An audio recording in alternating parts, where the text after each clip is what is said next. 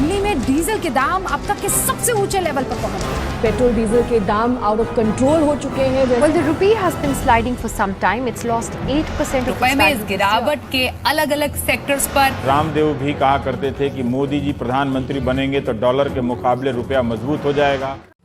बहुत हुई महंगाई की मार, अब की बार मोदी सरकार।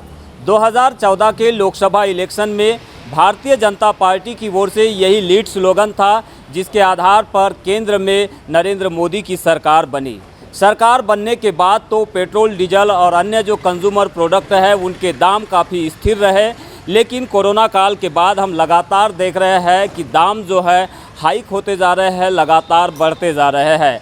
चाहे पेट्रोल डीजल के दाम की बात हो या फिर कंज्यूमर रिलेटेड प्रोडक्ट की बात, आजकल खाने पीने की हर वस्तुओं के दाम भी बढ़ रहे हैं और साथ में जो है गैस सिलेंडर हो, सीएनजी हो या फिर पेट्रोलियम के दाम, इनमें लगातार इजाफा हो रहा है। अगर हम बालाघाट की बात करें तो यहाँ पिछले 10 दिनों के भीतर लगभग 9 रुपये की वृद्धि हो चुकी है पेट्रोल और डीजल के प्राइसेस में। अगर हम इसे कैलकुलेट करें तो रोज़ाना 80 पैसे से 90 पैसे तक की वृद्धि हो रही है। आखिरकार इन बढ़ते हुए दाम पर लोगों की क्या राय है और लोग इस बढ़ती हुई महंगाई पर क्या कुछ कहते हैं, आइए समझते हैं आज की विशेष रिपोर्ट में। तेल के दाम हर रोज छू रहे नई ऊंचाइयां।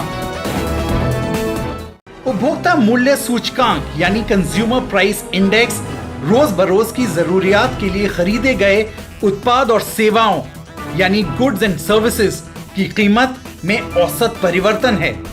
ये सूचकांक में बढ़ोतरी का मतलब हमारी कॉस्ट ऑफ लिविंग या निर्वाह लागत में बढ़ोतरी, और मोदी जी के सत्ता में आने के बाद से ये सूचकांक लगातार बढ़ रहा है, जो कि बढ़ती महंगाई का प्रतीक है। तो महंगाई पर चर्चा करने के लिए हम पहुंचे हैं इस वक्त काली पुतली चौक स्थित पेट्रोल पंप पर, और यहां पर जो कंज्यूमर है लगातार पेट्रोल भराने के लिए गाड़ियों में पहुंच रहे हैं। क्या नाम आपका? जगदीश टेमरे सर। जगदीश, बताएंगे आप जिस तरह से पेट्रोल डीजल के दाम हो या फिर अन्य कंज्यूमर प्रोडक्ट हो, जिस तरह से उनके प्राइसेस जो है हाइक हो रहे हैं, किस तरह की परेशानी आम जनता को खास करके हो रही है और आम जनता इस पर क्या कुछ कहना चाहेगी? सर ऐसा है, देखो महंगाई में फ़र्क सबको पड़ रहा है। लॉकडाउन में स्थिति बहुत ख़राब थी। गवर्नमेंट को थोड़ा टैक्स के ऊपर सोचना चाहिए। पेट्रोलियम डीजल के ऊपर जो टैक्स है उसको कमी करना चाहिए। हम जानते हैं कि अभी रूस यूक्रेन युद्ध चल रहा है, उससे पेट्रोल पदार्थ की कमी हो रही है, लेकिन गवर्नमेंट को फिर भी आम जनता को ध्यान में रखते हुए सारी चीज़ों को समझना चाहिए और आम जनता को महंगाई से राहत देने के लिए कुछ ना कुछ ठोस उपाय करना चाहिए। जैसे पेट्रोलियम में वैट कम करना चाहिए। ऐसे सेंट्रल गवर्नमेंट हो चाहे स्टेट गवर्नमेंट हो, दोनों को मिलकर सोचना चाहिए कि भाई महंगाई का जो बोझ आज गवर्नमेंट पड़ रहा है उसके ऊपर विशेष ध्यान दे। तो महंगाई की वजह से आम जनता पर फर्क पड़ रहा है, इसको लेकर आपने रूस यूक्रेन युद्ध का जिक्र किया, साथ में कोरोना का भी जिक्र किया आपने। लेकिन हमने ये देखा कि हाल ही के समय में 5 राज्यों में जब इलेक्शन थे तब स्थिर थे पेट्रोल और डीजल के दाम, लेकिन अब जैसे इलेक्शन खत्म हुए, इससे क्या संकेत जाता है? ये तो स्वाभाविक है ना, गवर्नमेंट की पॉलिसी जब जब इलेक्शन आएगा तब तक महंगाई पे अंकुश लगाएगी। इसका मतलब है गवर्नमेंट के अंडर में महंगाई है। तो हम लोग को ये सोचना है गवर्नमेंट की वजह, जैसे आप इलेक्शन के पहले था वैसा भी आज कीजिए। क्या नाम आपका? जगदीश टेमरे सर।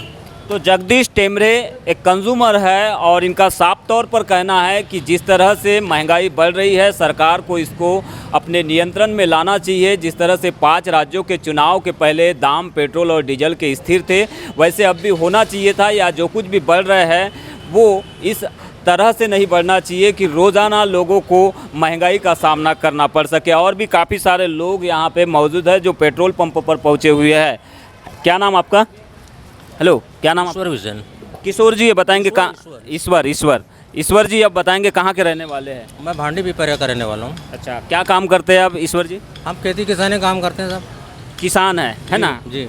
किसान होने के नाते जिस तरह से पेट्रोल डीजल के दाम बढ़ रहे हैं, अन्य जो प्रोडक्ट है जो दैनिक उपयोग के, इनके जो दाम बढ़ रहे हैं, जिस तरह से महंगाई बढ़ रही है, कितना कुछ असर पड़ रहा है आम जनजीवन की दिनचर्या पर? इसमें सर बहुत बड़ा फर्क पड़ रहा है। हम दिन भर के हमको 8 किलोमीटर आना पड़ता है।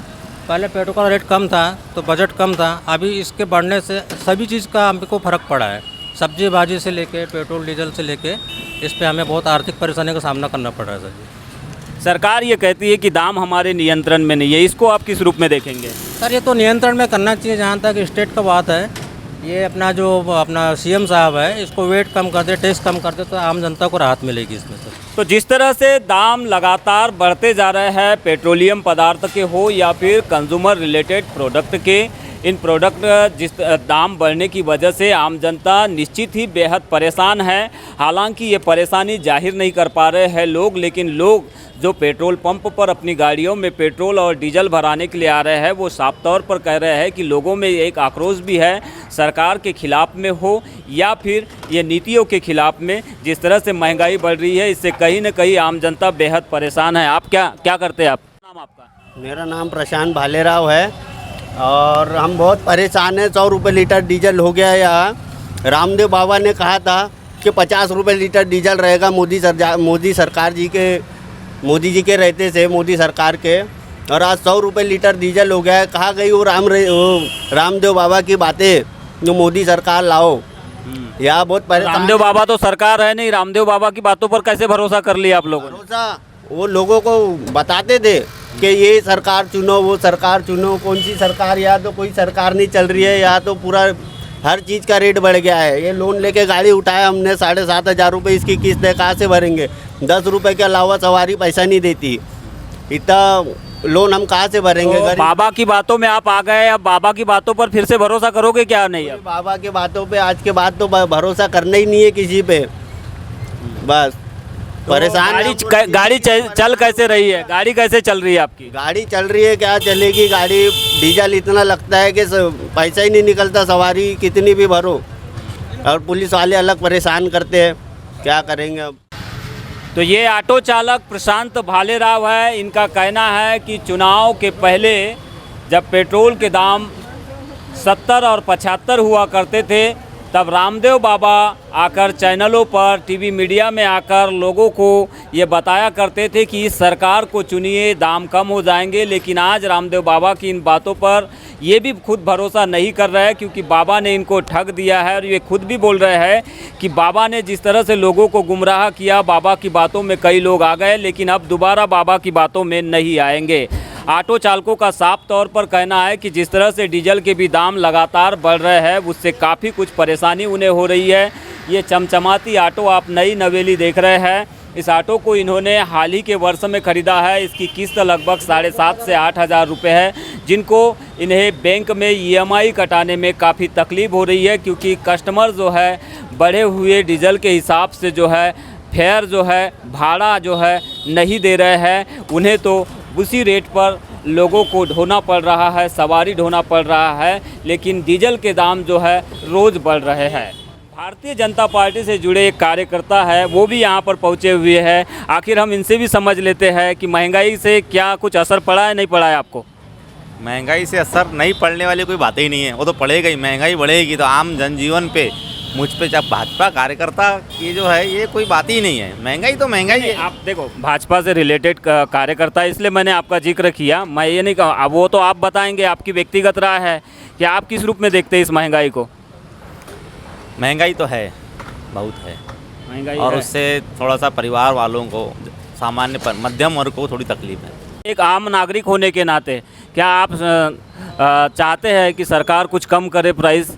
हाँ, पेट्रोल और डीजल में कर दे। अगर डीजल में अगर मान लो सरकार ने प्राइस कम कर दी, तो लगभग महंगाई पे काबू पाया जा सकता है। अक्सर हम महंगाई पर जब भी चर्चा करते हैं तो देश में दो तरह की छवियाँ देखने मिलती है। एक तरफ राष्ट्रवादी छवि, जो कहते हैं कि चाहे पेट्रोल 200 रुपये लीटर क्यों न हो जाए, वो तो गाड़ी चलाएंगे ही। दूसरी ओर एक छवि आम नागरिकों की, गरीबों की दिखती है, जो साफ तौर पर कहते हैं कि पेट्रोल और डीजल के दाम हाइक होने से वाकई में उन्हें काफ़ी कुछ परेशानी हो रही है। लेकिन बालाघाट में आज हमने पेट्रोल और डीजल के जिस तरह से प्राइजेस में इजाफा हो रहा है, जिस तरह से दाम बढ़ रहे हैं, इसको लेकर हमने काफ़ी सारे आम नागरिकों से भी चर्चा की और भाजपा से जुड़े हुए कार्यकर्ताओं से भी चर्चा की। हालांकि यहाँ पर भाजपा कार्यकर्ता की ओर से अपनी राष्ट्रवादी छवि को दरकिनार करते हुए साफ तौर पर कहा गया है कि सरकार को कहीं न कहीं पेट्रोल और डीजल के दाम में कटौती करना चाहिए, या फिर जो वैट टैक्स बढ़ा हुआ है, प्रदेश का हो या फिर सेंट्रल का हो,